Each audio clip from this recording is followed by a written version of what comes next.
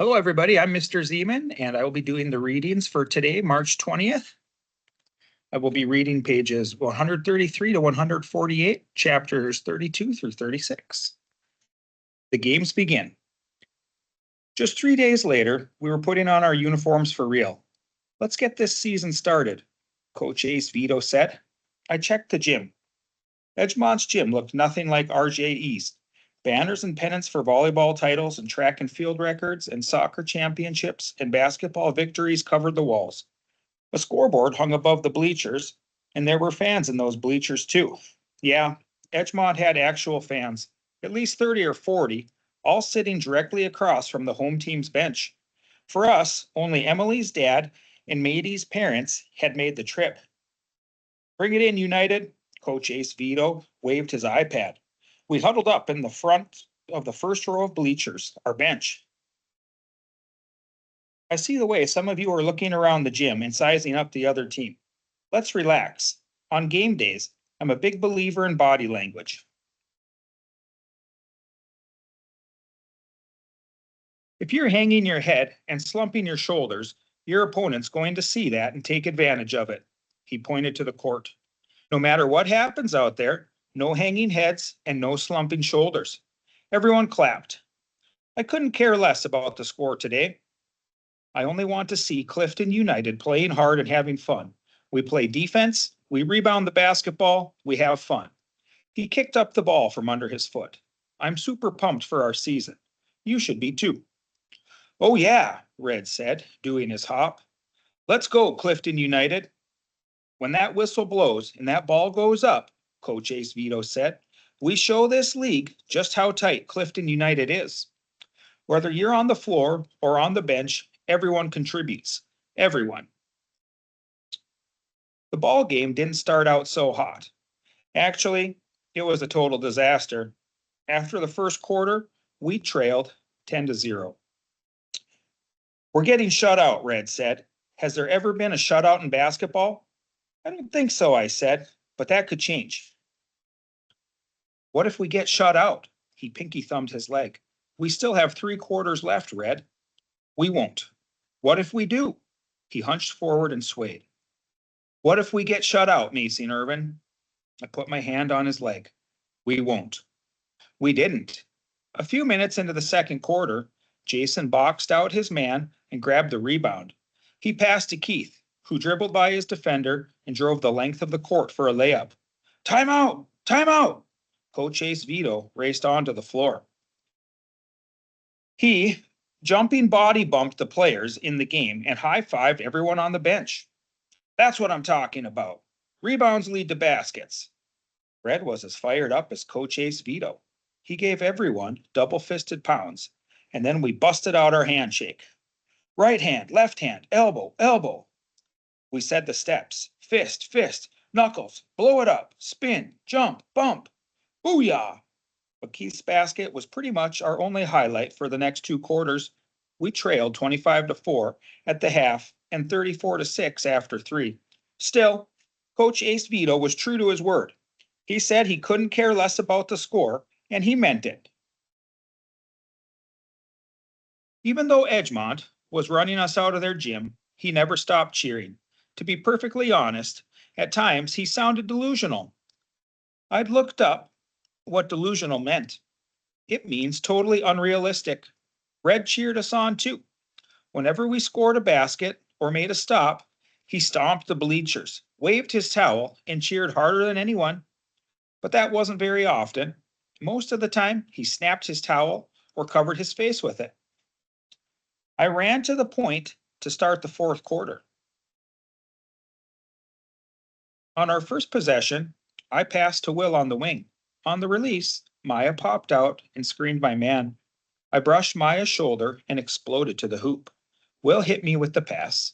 I put up a floater. Swish! Mason Irving scores, Red shouted. Your first points. He waved his towel like a lasso. Way to go, Mason Irving.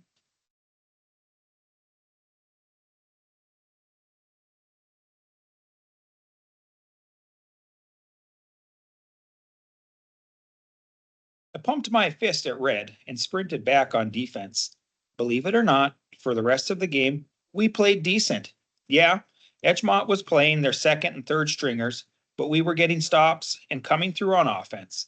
Maya scored her first basket. Keith sank a pair of free throws, and I hit a shot from the baseline. Here's how we're going to look at today's game, Coach Ace Vito said in the huddle after the post-game handshake. Yeah, we've got our work cut out for us. There's no two ways about that. But each and every one of you showed me something in that fourth quarter. He held up the iPad. Now, I know I said I couldn't care less about the score, but I want you to see this anyway. Check out the quarter-by-quarter breakdown of the scoring. 10-0 in the first quarter, Red said. 15-4 in the second quarter. 9-2 in the third quarter. 8-8 in the fourth quarter. He rattled off the scores even before Coach Ace Vito swiped the screen. That's right, Red, Coach Ace Vito said. We tied in the fourth quarter.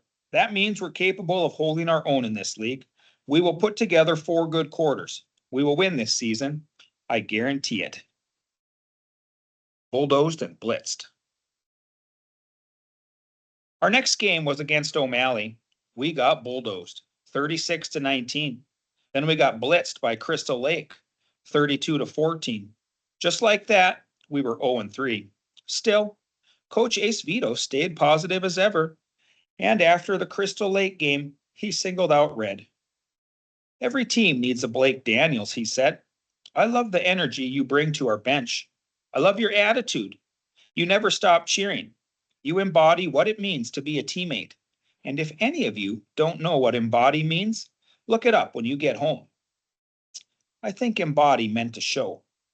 But the thing is, Red did stop cheering. A lot. Most of the time, he had his clasped hands behind his neck and his arms pressed to his head. For the last quarter of the O'Malley game, he draped his towel over his head. And during the second half of the Crystal Lake game, he wore his old man face. I hated seeing the old man face at basketball. After singling out Red, Coach Ace Vito repeated what he had said after the Edgemont game. We will win this season, he said. I guarantee it. Guarantee? We dropped our first 3 games by a combined score of 110-47, and our next game was against Millwood, the best team in the league. Nasty note cards. That same week, we were getting our butts handed to us on the basketball court. It was a whole new ball game for Avery and me. Believe it or not, things were looking up. We were working on our project. Yeah, that's right, working on our project. Together. We were calling it the Nasty 9, about the 9 grossest things that have ever gotten stuck to Avery's chair. We spent most of the week researching them, putting the information on note cards, and creating our outline, just like Mr. Ace Vito showed us at the conference. At first, we didn't find much, but Mr. Ace Vito insisted we keep digging around and amp up the nasty. We did. The grossest thing we learned about had to do with movie theaters. Fecal matter is everywhere. And by fecal matter, I mean poop. Yeah, poop. But it's not on the floor. You're not stepping on it or rolling through it. You're sitting in it. Here's how it happens. When some people use the bathroom, they don't wash their hands. Then when they go back to their seats, they touch the armrests, cup holders, and cushions, none of which are ever washed or cleaned. Nasty. Back to school night. Back to school night was on Thursday that week, but Mom couldn't make it because it was on the same night as back to school night at her school, which is how it is every year. Mom's fine about missing back to school night because it's usually crowded and there's never really an opportunity to talk with the teacher. The night is more for those parents who want to hear the teacher go over the class expectations, which my mom already knows. He's going to have a long night, Mom said that morning. Some of those parents are going to give him quite the earful about test prep. Mom's not fine about missing family conferences. That's what we call parent conferences at RJE. They're called family conferences because kids are encouraged to attend. And in Leslie Irving's world, encouraged to attend means expected to attend. They're not for another couple months. but Mom's already made it known just how much she's looking forward to sitting down one-on-one with Mr. Ace Vito. One-on-one, I said the last time she brought it up. Me, you, and Mr. Ace Vito? That's 3 of us. How can that be one-on-one? Does that mean I don't have to go? Her look was her answer. I still had to go. Singled out. For CC today, Mr. Ace Vito said on Friday morning, I want to acknowledge some of the project work I've seen this week. He sat cross-legged in his spot on the carpet. I sat on the couch between Red and CB. Are we dazzling you, Teach? Declan asked. You most certainly are, and I want to single a few of you out. But before I do, I want to say a few words about last night's back-to-school night. He chuckled. It was standing room only in here. Did you walk on the tables and read to the parents? Diego asked, swinging the strings on his hat. Not exactly. Mr. Ace Vito shook his head. Your parents had lots of questions and ideas. Lots of them. They like to have a say about what goes on in the classroom. He chuckled again. I'm going to see what I can do about meeting some of their expectations. Now let me single a few of you out. I'm starting with Gavin. What did I do? Gavin said. I'll tell you what, Mr. Ace Vito said. You're making some outstanding real-world connections. I'm super pumped you and Miriam are researching MREs. What are MREs? Lena and Jordan asked at the same time. Mr. Ace Vito motioned to Gavin. Meals ready to eat, he said. MREs. That's what people in the military eat. They can be pretty disgusting. Gavin's father served in Afghanistan. Each year, he leads the Veterans Day ceremony at RJE. Gavin's notebooks are covered with photographs of his father and other soldiers. Sometimes Gavin wears a dog tag necklace. Mr. Ace Vito turned to Hunter. Would you say a few words about your topic? I'm working with Addie, he said. Our topic is musical instruments.